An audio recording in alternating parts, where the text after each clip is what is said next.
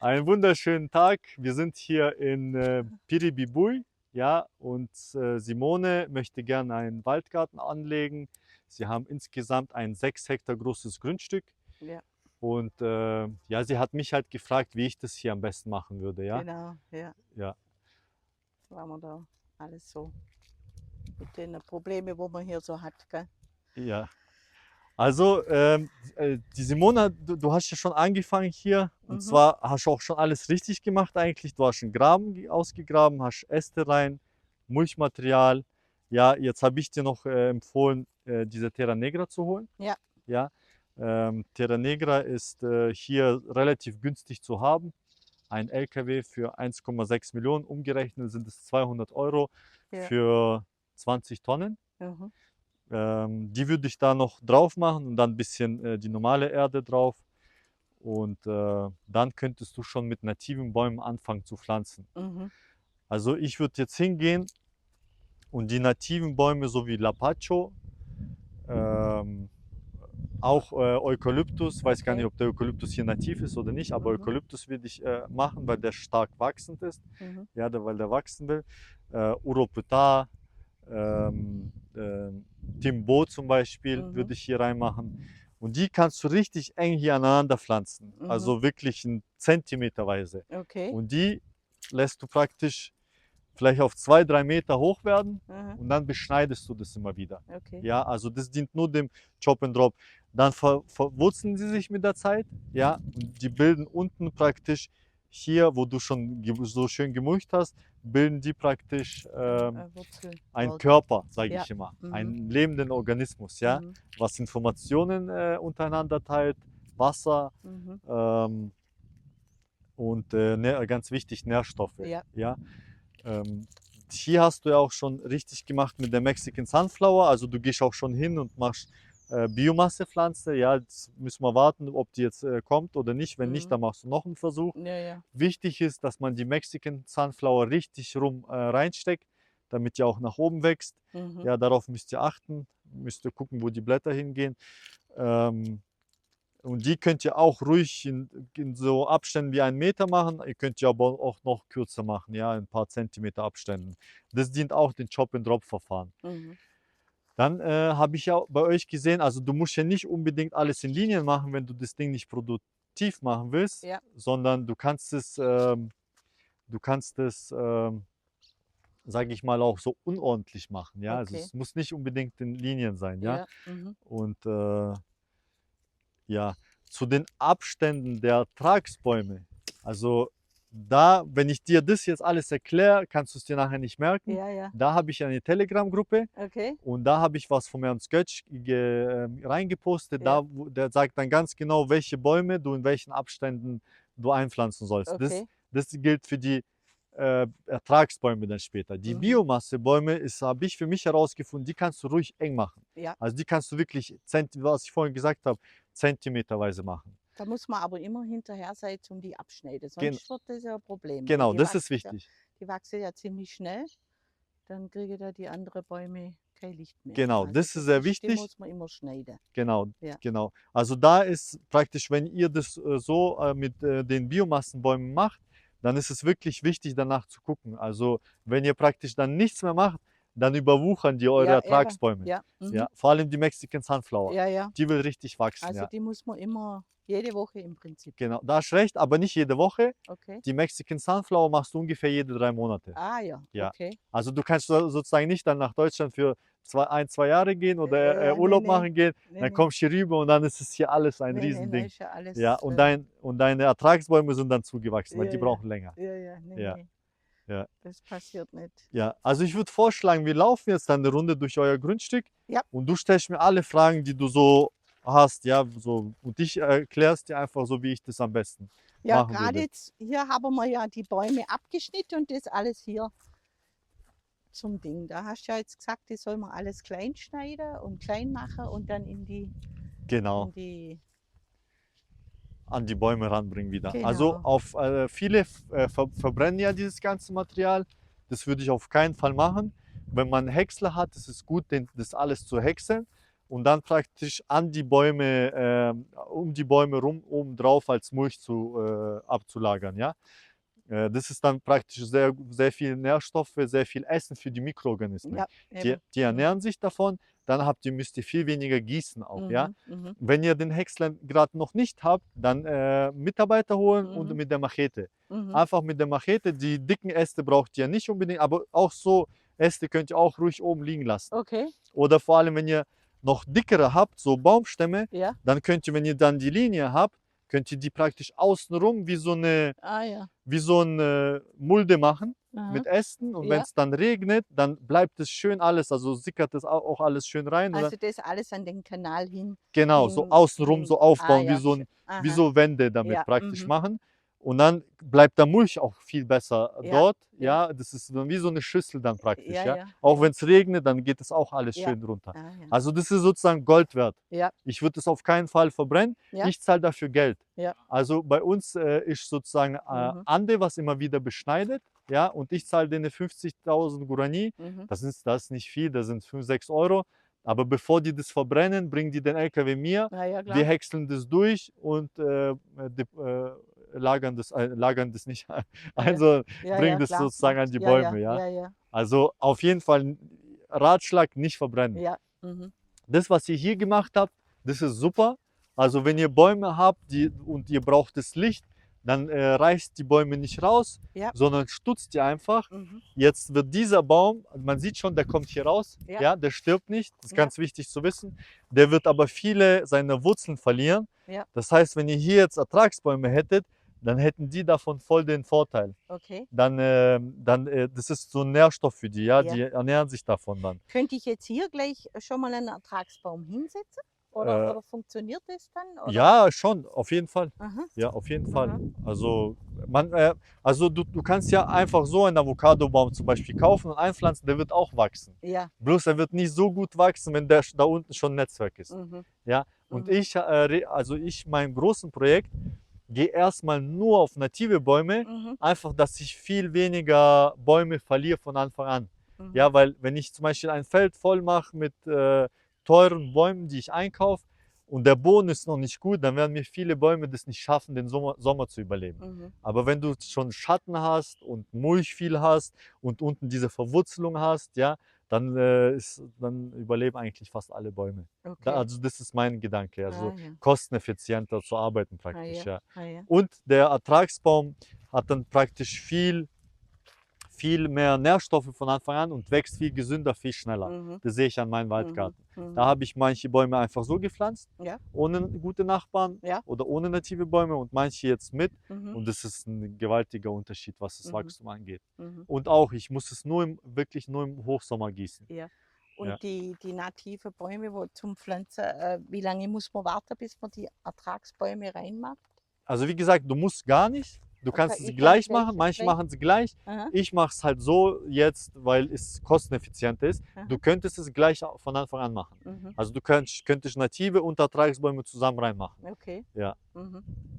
Also da gibt's auch, allgemein in der Permakultur gibt es kein richtig und falsch. Okay. Das ist so eine Sache, wie ich das mache, aber ich stelle jetzt einen anderen neben mich und der macht es komplett anders Ja, und das ja. ist auch gut. Ja, Ja, ja, Hauptsache man macht's. Ja. Ja. logisch. Ja. Eben. Das Ja. ist gut. Sollen wir ein bisschen bei euch dann in den Wald reinlaufen, Ja, damit ja, wir es uns genau. dort auch anschauen? Ja, der Lapacho, soll man den jetzt nur als Biomassebaum oder kann man den auch das hat ja wunderschöne Blüte und, Ja, und und sehr Erträge. gutes Holz. Genau. Also ja. sehr hochwertiges Holz. Ja. Ja, sowohl als auch. Also, warum ich Lapacho zum Beispiel gesagt habe, oder ich nehme zum Beispiel auch Moringa als Biomassebaum, Mhm. aber auch als Ertragsbaum. Okay. Das ist einfach nur, damit man Kosten spart. Mhm. Weil an Lapacho, du lässt deinen Mitarbeiter einfach hochgehen, holst das Saatgut, also die Samen, auch von der Moringa, die Schoten, Ja. ja, und dann pflanzt du irgendwo, da gibt es so Erbhuhnbeets, ja, Mhm. da werde ich auch in meiner Telegram-Gruppe jetzt bald teilen, wie das funktioniert. Dann kannst du tausendeweise diese Bäume produzieren mit Samen für dich Mhm. Mhm. umsonst, ja, Mhm. du zahlst nur den Mitarbeiter, Ja. und dann hast du tausende von den Bäumen. Und jetzt gehst du hin praktisch an deine Plantage und pflanzt diesen Baum, also diesen Moringa oder diesen Lapacho, hunderteweise nebeneinander. Okay. Ja? Jetzt machst du aber nur Chop und Drop mit denen. Ja. Weil die wachsen ja hier nativ, Mhm. außer der Moringa natürlich nicht, aber der ist eine Hülsenfrucht, Leguminosebaum, Mhm. bringt Stickstoff im Boden. Mhm. Und alle anderen nativen Bäume natürlich auch. Ja? Mhm. Pflanzt du querbeet miteinander verbunden ein und die wachsen und machen dieses Netzwerk. Ja. Und dann lässt du, wenn du zum Beispiel einen Lapacho als Ertragsbaum willst, Ja. lässt du ihn einfach stehen und beschneidest den, sodass der schön als Stamm hochgeht, dass der groß wird. Mhm. Ja, also deswegen sage ich sowohl als auch, weil wenn du ihn beschneidest, dann tut er auch einen großen Teil seiner Wurzeln abstoßen. Ja. Davon ernähren sich die anderen Bäume Okay. und die ganzen Mikroorganismen. Also das sind sozusagen Nährstoffe in den Boden, was du umbringst. Ja. Plus der beschnittene Lapacho, er will wachsen sofort. Ja. Das heißt, er stößt Wachstumshormone aus und dein Ertragsbaum daneben, sagen wir mal ein Avocado oder ein Ja. Mango, Mhm. profitiert dadurch und schießt mit in die Höhe. Aha. Ja, also das ist der Hintergedanke Mhm. sozusagen, damit du praktisch mit nativen Bäumen das so kostengünstig wie möglich machst. Okay. Ja, Ja. genau, also Das das ist ist, interessant, ja. genau. Aha, Aber und dann kriegen sie auch mehr Früchte durch das dann, wenn die Wachstumshormone kommen oder ähm, produziert er dann mehr Früchte ja, durch das, der also Baum? ich denke ja allgemein, wenn der Boden gesund ist, ja, und du beschneidest mit Chop and Drop, dann hast du mehr Wachstum, mehr Früchte, gesündere Bäume. Ja. Deswegen musst du auch nicht spritzen. Ja. Deswegen musst du keine Pestizide benutzen. Okay. Deswegen hast du auch kein Problem mit Schädlingen, weil Ja, deine ja. Pflanzen von sich aus resistent sind. Ah, ja. Ja, also, Aha. also das ist eigentlich die ganze Zeit alles nur Win-Win. Ja, das Mhm. hört gar nicht auf. Mhm. Mhm. Ja, Ah, ja. ja. Learning by doing, gell? Genau, das ist ganz Ja. wichtig. Man muss machen, man muss anfangen Ja, zu machen. einfach machen. Ja, Genau. Und hier habe ich ja jetzt nochmal Kanäle ja, vorbereitet für das. Das ist ja dann dasselbe System.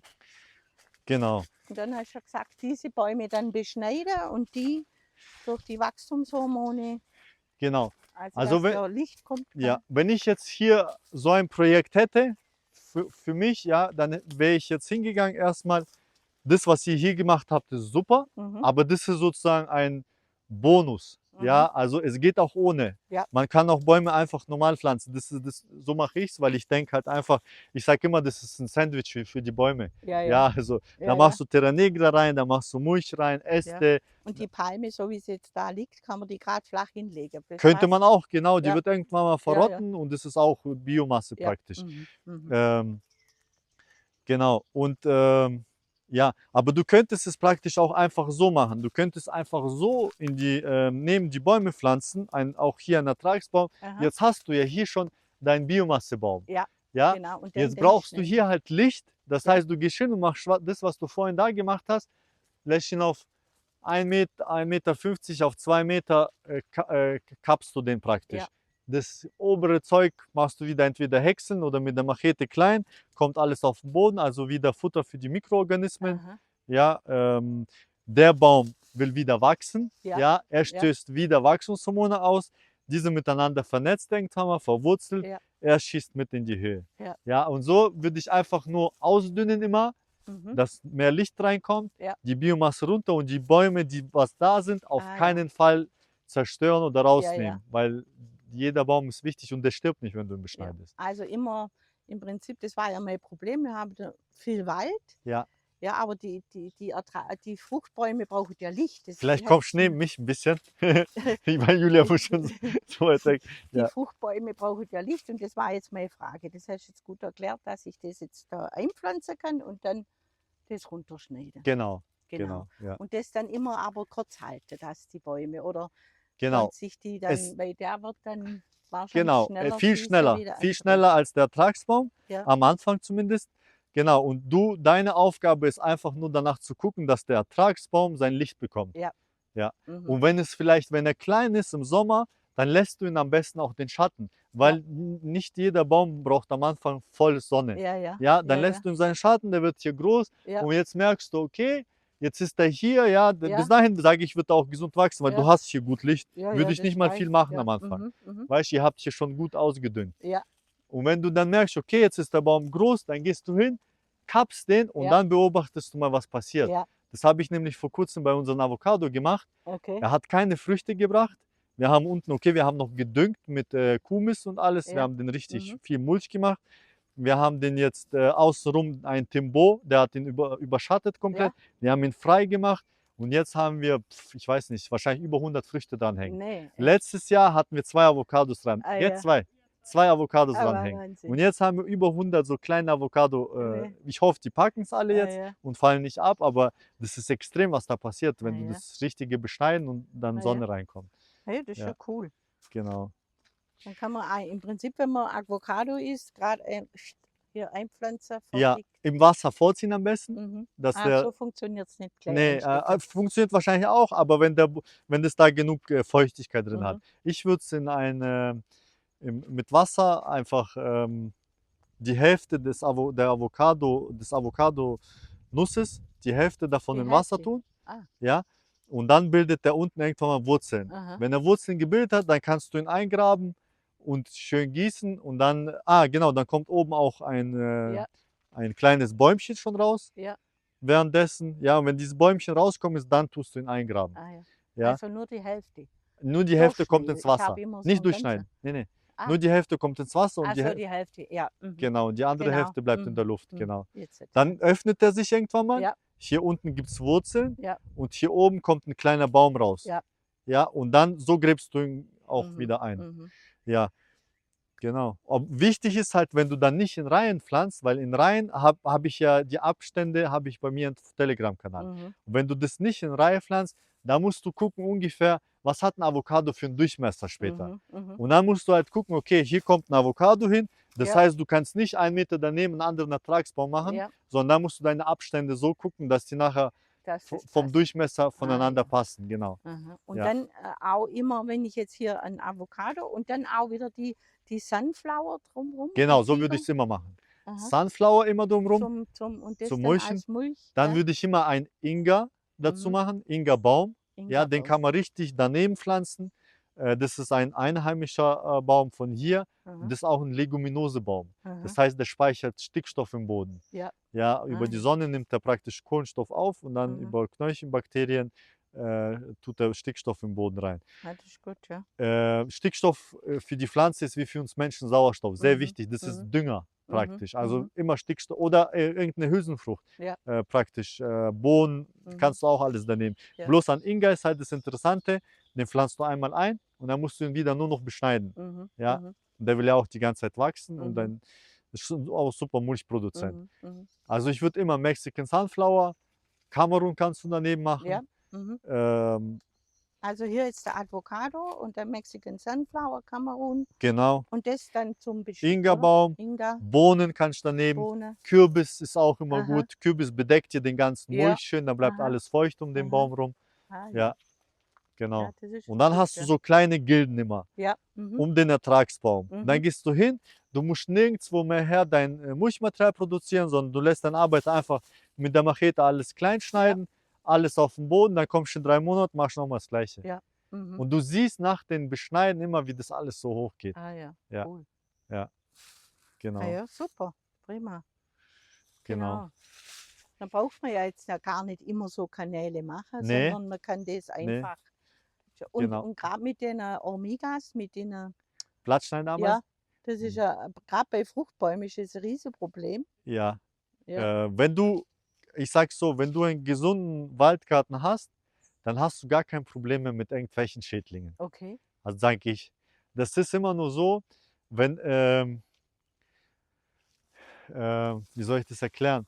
Wenn praktisch, also hier in Paraguay wurde ja auch relativ viel immer abgeholzt. Ja, und hier, wenn du jetzt hier guckst, hier hat es keine Fruchtbäume. Ja, Das nee, heißt, nix. Das heißt, die Tiere haben auch sehr wenig zu essen. Ja. Wenn du aber jetzt einen Waldgarten machst, produzierst und du hast viele verschiedene Fruchtbäume, dann lassen dir die Ameisen, die Vögel, die Schlangen, auch über was wir geredet haben, alles Mögliche. Mhm. Das lässt dir genug, also das ergänzt sich alles, das ist im Gleichgewicht. Ja. Also da hat jeder was genug zum Essen Mhm. und wir haben noch viel mehr. Ja. Ja, zum Beispiel, das bringe ich immer wieder, das Beispiel bei uns mit der Papaya. Mhm. Ich habe richtig viele Papayas hängen.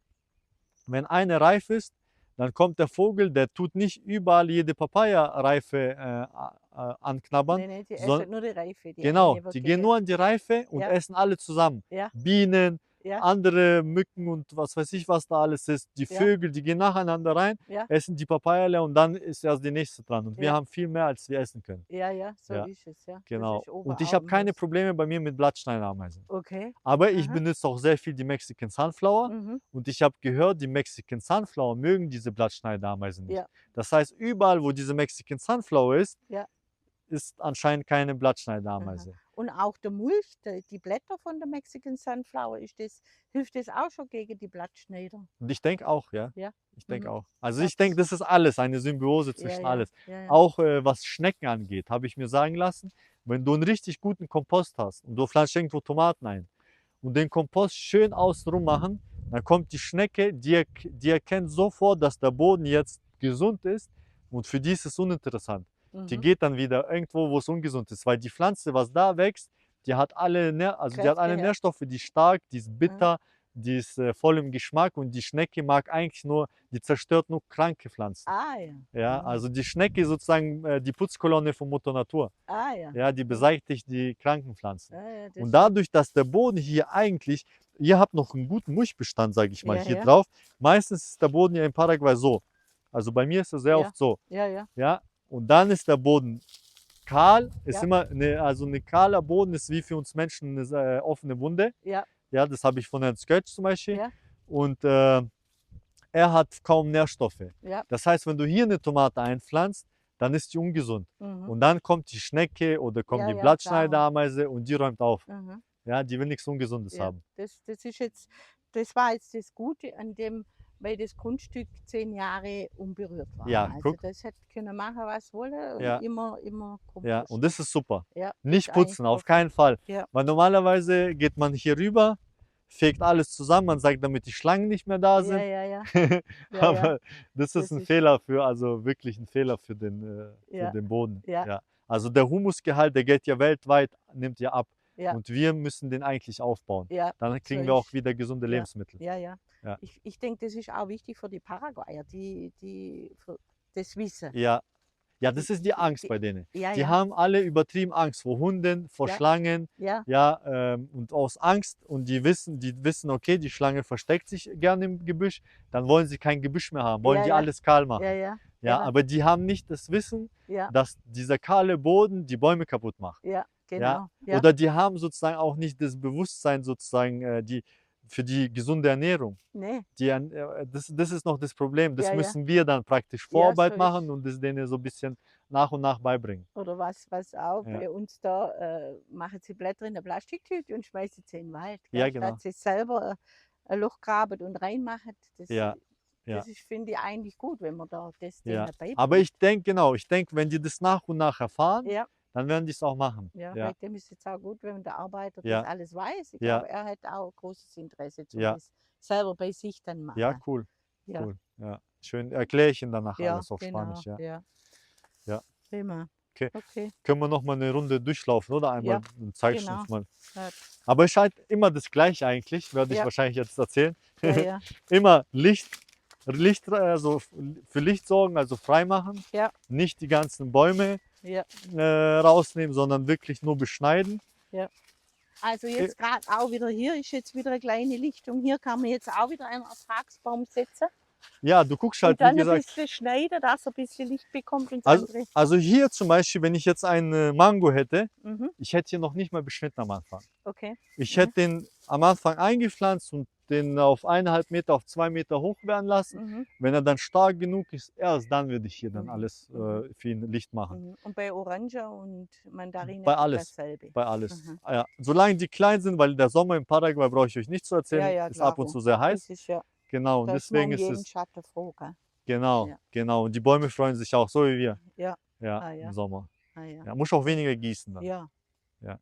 Also wenn ich so einen Baum einpflanzen würde hier, habt ihr viele, hier zum Beispiel, Ja. habt ihr viele Äste. Ja. Ich würde auch dickere nehmen und einfach so einen großen Kreis außenrum aus Ästen machen, Mhm. wie so eine Bande Ja. und dann da rein richtig viel Mulch Ah, reinschmeißen. ja. Mhm. Kompost nehmen, entweder Kompost oder diese Terra Negra Ja.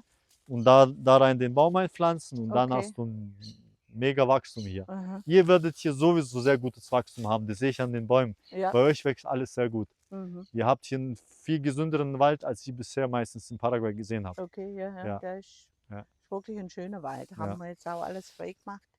Ja. Ist wirklich herrlich, ja. Ah ja, cool. Genau. Und dann sollen wir noch.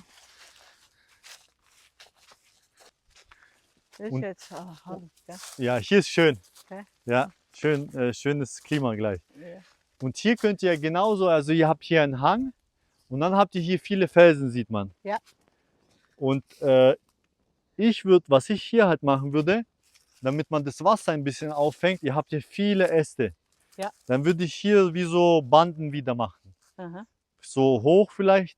Ja. Mit Mulch aufschütten, damit, wenn es regnet, damit das Wasser nicht alles abfließt und euch Ja. den ganzen Mulch runterspült, Mhm. sondern damit es sich hier auffängt. Dann würde ich diese ganzen Bäume hart beschneiden, Ja. Chop and Drop, Mulch wieder runterbringen und hier immer wieder eure Ertragsbäume rein in Aha. bestimmten Abständen. Ja. Das wird hier sehr gut wachsen, bin ich überzeugt davon. Ja, ja. Und man sieht ja, obwohl es hier so felsig ist, habt ihr schöne, gesunde, große Bäume. Ja. Also Mhm. das macht denen nichts aus, die finden Mhm. ihren Weg. Ja. Und man kann gucken, welche Bäume wachsen besser Mhm. mit Steinen. Es kann sein, dass es noch voll der Vorteil für euch ist. Ja. Dass es extrem viele Mineralien sogar hat. Ja, ja. Weil der Ernst Götsch, der hat nämlich ein Projekt in Tahiti gemacht auf einem Felsengebiet. Und das hat da auch funktioniert. Er meint, mit diesem Prinzip kannst du sogar in der Wüste Wald wachsen lassen. Ja. Also es gibt nichts, wo der Wald nicht wächst. Ja? Ah, das ist gut, weil wir haben jetzt oben einen Brunnen gebohrt Ja, und da kommt ja ganz viel Masse raus. Ja. Also so von den Steinen und Ja. Ding. Da habe ich auch gesagt, sie haben es jetzt eigentlich in der Fläche gelassen. Ja. Aber einen Teil haben sie zusammen gemacht von dem Stein. Das ist ja viel mineralisch, oder? ja, ja. Das Wasser nimmt's mit. Gesteinsmehl auf jeden Fall. irgendwo. Das Hier, ist Gold wert. hier auch, Ja, oder? auf jeden Ja? Fall, natürlich. Ah, ja? Das ist Gold wert alles. Ja, So wie die Äste vorhin, was ihr da unten habtet. ja. Ja. Ja. Auf jeden Fall. Also ich würde dieses halt logisch überlegen, dass man das Wasser so gut wie möglich immer wieder so Swells machen. Ist halt relativ viel Arbeit Mhm. am Anfang, ja. Aber immer wieder so jede paar Meter so eine Bande machen praktisch, mit Ästen aufschütten. Ruhig diese Höhe von 1,5 Meter. So, Okay. so dass wenn es viel regnet, das Wasser staut sich und fängt sich hier auf. Ja. Und dann könnt ihr hier einen Baum reinpflanzen Aha. und der wird dann richtig gut wachsen. Nach jedem Regen kriegt er richtig viel. Ah ja, Ja, ah ja, gut. jede paar Meter, so jede vielleicht 5 bis 10 Meter, immer wieder so Ja. eine, ich weiß nicht, ich glaube, das heißt Swales heißen die, Ja, glaube ich. mhm. Also, aber ihr habt verstanden, was ich meine, oder? Ja, ja. Mit Aufschütten Das- einfach mit Essen. mhm. Ja. Hier ist es jetzt noch ziemlich schön schattig. Ja, Oben wird es dann, da haben wir ja jetzt auch ein bisschen weg der Aussicht, haben wir da stark beschnitten. ja, Jetzt wird es ein bisschen steil. ihr könnt hier ein richtiges Paradies erschaffen. Ah ja, Auf jeden ist- Fall. voll schön, das Grundstück ist herrlich. Ja, und dann wird es noch herrlicher. Ah ja, das Mhm. ist, ja, die Fruchtbäume fehlen total. Ja. Also das, Und hier wächst eigentlich alles. Ihr müsst halt Ja. gucken, was für dieses Klima geeignet ist an Bäumen genau. und die reinpacken. So, jetzt sind wir auch schon am höchsten Punkt angekommen an eurem Mhm. schönen Grundstück. Sieht Ja. wirklich mega aus. Ja, Richtig schönes Grundstück habt ihr hier. Also ihr Ja. könnt hier, wie gesagt, ein richtiges Paradies noch viel besser noch machen mit den Fruchtbäumen. ja, Und wir genau. hatten ja gerade eben das Thema mit den Bananen. Ja. Die meisten ernten die Banane grün hier, damit der Vogel die nicht isst. Ja? Mhm. Und wenn wir aber die Banane grün ernten, haben wir diese ganzen guten Nährstoffe nicht. Ja, Ja. also dann das Beste haben wir dann nicht von der Banane. Ja? Ja, ja, Deswegen würde ich empfehlen, pflanzt einfach viel mehr Bananen, als ihr essen könnt. ja, Ja, dann können die Vögel ruhig die Bananen auch essen, wenn die Ja, reif ja. werden. genau. Und die lassen euch genug übrig. Ja, ja. Oder notfalls, man kann auch so ein Netz um die Banane spannen und einfach abwarten, bis sie dann gelb wird. Dann hat Genau. man nämlich viel mehr davon. Ja, mhm. Ja, also ich würde die Banane nicht grün pflücken. Ja, mhm. Ja, auf jeden Fall. Ja, das ist auf jeden Fall Ja, alles ein Ausprobieren. Gell? auf jeden Fall. So Ja. wie hier jetzt an diesem steinigen Ding. Da, Ja. ich habe halt keine Erfahrung damit. Ja, ich Mhm. kann dir jetzt wenig Tipps sagen zu den Mhm. steinigen Boden Mhm. hier. Aber ich weiß, dass der Ernst Götsch, wie ich da vorhin schon gesagt habe, in Tahiti ein Projekt gemacht hat Mhm. mit steinigem Boden. Ein gutes Projekt, wo gut funktioniert hat, Mhm. in einem armen Gebiet dort. Und ja, da könnte man sich daraus die Erfahrung praktisch holen. Ja, Mhm. und wie gesagt, wie du gesagt hast, Ja. viel ausprobieren. Mhm. Mhm. Viel mit nativen Bäumen arbeiten, Mhm. viel mit Beschneiden arbeiten und dann wird es schon. Mhm. Also, ja, Ja. Aber wie du schon gesagt hast in deinen anderen Videos, gell, dass die Bäume sich untereinander vernetzen und versorgen können. genau. Eigentlich, gell? Das Das ist, sieht man ja auch hier, ist ja richtig. Da sieht man, das ist jetzt ein gutes Beispiel, da sieht man jetzt richtig, wenn man da mal geschwind rüber geht, ja, wie eigentlich ein Wahnsinnsbaum gewachsen ist und durch den Sturm hat es den umgekippt ja. mit der ganzen Wurzel. Da sieht man genau, Ah, ja, da hinten, ja. dass der eigentlich nur auf Fels war. Ja, Gell? genau. Und da ist ein bisschen schwierig, da habe ich einen Haken, gell? Vorsicht, Ah, ja, da da ist kannst nett. du drüber laufen. Kannst du mal runter. Ja, genau, da hat sich nur oben praktisch die Wurzel machen können. Ja. Aber wurde ein Riesenbaum. Ja, ein Und wenn du Riese- jetzt, ja, wenn du jetzt hier viel mehr Bäume hättest, ja, dann hätten ihn die anderen Wurzeln auch gehalten. ja, Weißt? genau. Mhm. Und dann wäre der gar nicht umgekippt. Ja, da sieht man es schön, gell? Wie Ja. der da nur auf den Steinen. Ja. Also es funktioniert. Einfach pflanzen und ausprobieren. Ja. Ja, dann habt ihr euer Paradies hier Da irgendwann ist mal. ja nur ein Adlerhorst hier oben noch. Ja. Also dabei wären wir auch schon beim Ende des Videos angekommen. Ich hoffe, ich konnte euch Ah weiterhelfen. ja, super. Ja, wie gesagt, pflanzt ein, probiert es aus. Ja. Kann nur super werden. Ja, Ja. genau. So machen wir es. Vielen Dank fürs Zuschauen. Jawohl, danke.